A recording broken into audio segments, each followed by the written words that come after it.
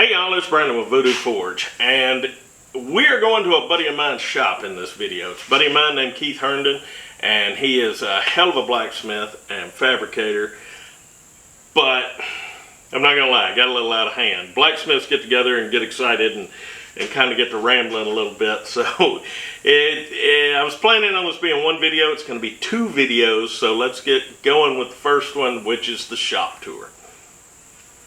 Well, hey y'all, it's Brandon with Voodoo Forge, and I am not in my shop. You probably noticed. This is my buddy Keith Herendon. Hello. Herendon Iron Works. That's right. And we're going to look around his shop and see some of his stuff. He's very talented, very imaginative, quite a bit more imaginative than I am. Eccentric. That's it. But just a couple of questions first. How long you been doing this? I always joke say I've been doing it since birth, but I'd say about the late 90s or so. So out of high school. I started doing it in high school, but it was fabrication in high school. We didn't have no forge, you know. We had auction selling tanks, so I'd heat some stuff up and hit it with a railroad track. We didn't have an anvil, but we had a vocational class, so that's some good stuff in there to mess with. Got me going. Okay. And what kind of work do you mostly do? Mostly handrails. Pays the bills. Yeah, keeps the lights on. What is your favorite kind of work to do though? Well, I like this traditional work, iron work, joinery. Anything old world, just whatever I can find out of a book and copy it, basically. We're going to look around your shop a little bit. Now, do you prefer LP to, I know you use coal too, what do you prefer? I like the coal, but you know, power hammers in here. It depends on the project. It depends on what I'm doing, but I like the coal. I just like the way I like the smell of it, and I like the way it heats up, you know, faster. Then, but I like them both. It just depends on what I'm doing at the time. Most of my equipment's in here by the gas forge, so I'm limited to what I can grab and go with. Because sometimes if I have to go to the coal forge, I have to remember to bring what tools I'm using and drag them outside to the. Well, man, it ain't that far. It ain't that far, but sometimes I've got to remember. Okay, this chisel's over here. Where in the hell is this chisel at? I had it over here somewhere, but I got it organized pretty good, you know, step by step. So that's always good to have something to look at, because you're going to forget how to do something. Man, that little stand's a good idea. The stand works really great, and then that way you can put it in the. Oh yeah, man. So it's got a receiver on it. Yeah, and so you can put this guy. I had a little spot on another table, but of course this table has little wheels that your work. That's just cut out. So yeah, now Keith cut that out with a plasma cutter, and he's gonna forge on it. Yeah, it's gonna turn out to be that bird right there. If ever, I've already got this June bug done. That took about 3 days to make from these steps. If I'm using this Treadle Hammer, I have all these tools already made, and then, you know, having a little light will help you, and all different little swages or whatnot, lead or that I'm gonna have to do my repousse or embossing or whatnot, or wooden.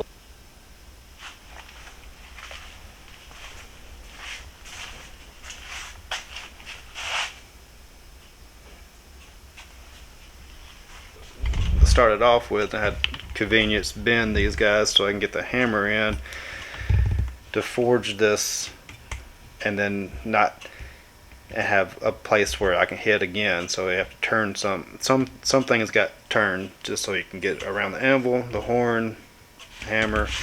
Now treadle hammer, for people who don't know, it's a foot powered hammer. It gives you a little more control and force, and when you're using the tool under it, yeah, you can do some really intricate work. And you can, and the cool thing is, if you have a 1-inch Hardy, most people, and it's universal. So you got 1-inch Hardy here, fly press, anvil, so all your tools can go in most of the time. And if you need to go in there, then you can go in there for that application. Or this thing's the fly press, which I've made a lot when I don't use it all the time. And other people nowadays, they buy the hydraulic presses. So with this, it gives you the exact, you can set your tooling up and you'll have the exact same hit every time that you always will get. Well, unless you do something like that. Which I've never done that before. I've had many times somebody wanted to buy it, and I was going to sell it one day because I ain't going to use this thing, and then I'm glad I didn't sell it. Yeah. It could have, because there was no other way I could have made what I was looking for. I needed that tool, and it came in handy. But the majority of all this stuff on this wall, I made to fit in this big blue. And I've bought this thing I've had this since 2008. I bought it used, but it's been this is the latest bottom tool I made. Yeah, he's got a real neat setup on his bottom die here. This guy is an easy adjustable, and all these tools I've made that they slide in here, and I got different dies for that. So this combination dies will be the one I use the most. That's what a lot of people like, the combination die. It's been used a long time. There's a belly right here it's never been, it's the original die that came with this hammer. I never bought a new one, but I got flat ones, which if I was going to use all that, I probably would want the flat ones in, just to have more space. Show me how one of those tools goes in that thing real quick. Well, this one's for different settings for putting down like a tenon, and so this, and I usually just cut roughly about an 1.5 inch piece of solid 1 inch, and then this little thing I just raise this guy up, just hit that a couple times, and then there's that, and then I hear that.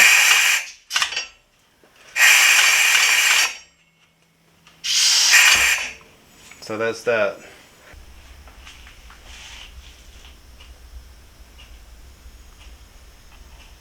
He's got a Davinci hammer he's working on. When he perfects that, maybe he'll let us come back.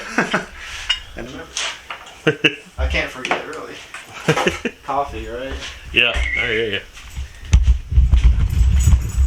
His whole shop is in a basement, and he has got it laid out really well.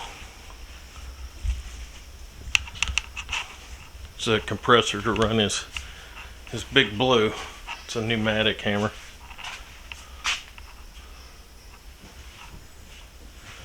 What I like about it is he's got so much stuff that he's made in here. You know, he was telling me about this door. He got snowed in for a few days and made this door out of scrap. I don't know if you can tell, but this is layered. This moon's a different layer. Rasp snakes or rasp asp. I don't know if you can see this. I think it's pretty cool, but right here on his table he's got a little mouse he made just randomly. This is his Davinci hammer or Helve hammer. He built it all out of leftovers from jobs. He's still perfecting it. I'm not gonna fire that up.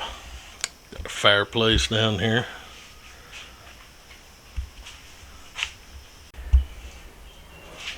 Slow and nice. No one really bothers me too much. He made this horse head out of a... It's a seahorse. Yeah, seahorse. Seahorse out of a railroad clip.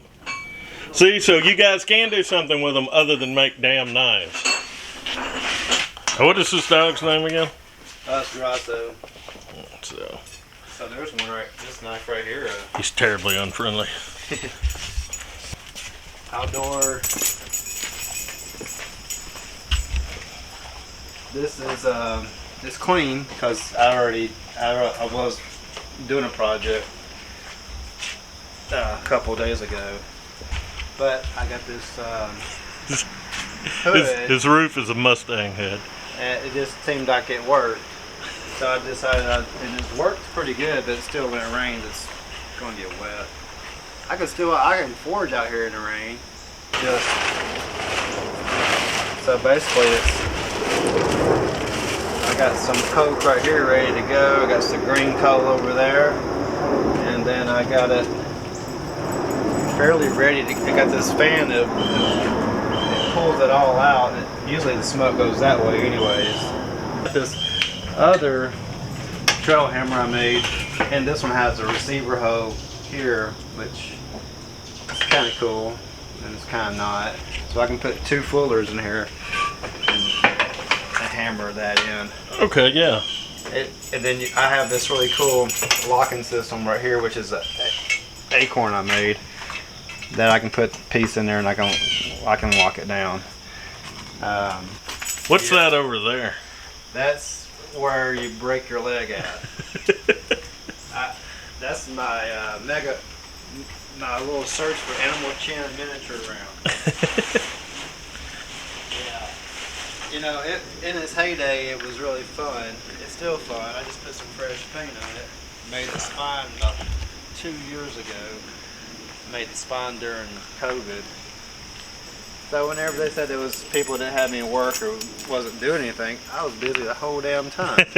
There's his little wind chimes. These are aluminum, didn't you say? Yeah. And from Nashville Airport, it was actually Draft Dodgers. Was remodeling it. Took all this was beer. This is a beer system that brought in beer from the lines. Oh, cool. And of course, it didn't look like that when I got it. No shit. That was from my uncle. Made me a bunch of dyes. And I was like, I don't have the swage through, hole. Yeah. Hose in it, so I made one. Now I got a bunch of 1 inch. So I can have everything. I need another. I made this anvil. I have a railroad track with that on there, and it's good to have. It's good to have it because that's the wrong size. I'm not sitting there making everything fit that anvil hard. I got a fly fishing hat out of metal. I like it now because now what I do now is This is something I think is cool. He's got an entire painting area. that was a complete by accident because this door was always closed when I bought the house. So yeah, there's another garage door on the other side of there, but It never. unlike me who has to wait for nice weather, he can paint. Yeah. He said Lenny does the same thing, man. He's got to haul everything outside and paint it. That's why, that's why that little building outside was made for painting, and it was perfect timing too. Yeah. All right, so we've looked at a bunch of Keith's work. He got some wild stuff, some real neat stuff. And, okay, so blacksmithing, fabrication, skateboarding, playing guitar, tying flies, whitewater kayaking. Am I missing anything? Concerts, music. I keep telling him he needs to start a YouTube channel. Would y'all watch it? Put it in the comments. Okay. Now if I have time for it. Get Yeah, my ADD don't kick in. Yeah. What would you have any advice to give people wanting to get involved in blacksmithing? Books. You can't go wrong with books. The kind you open up, and then you always have it, and you can open a thumbtack, you know, go right back to it. You don't have to worry about, worry about the Kindle stuff or whatever. I'd rather have a book in my hand. Going to conferences is the best thing, actually. Yeah, finding other blacksmiths. Yeah, but you can't go wrong with, you know, open up a book and just see a project, work on it, figure it out, and that helped me out a lot. That used to be. You got this from Dano. Yeah, yeah. That's what every time I use this hammer, I think of Dano. I was looking, I was like, that looks awful familiar. Yeah, he made a lot of leaves with that, I'm sure. Oh God, yeah, that was his. He loved to tell the story. He got it at he was at some blacksmith event. Yeah. And this was some girl made this, and this was like the third hammer she made, and they got to drinking wine at the auction.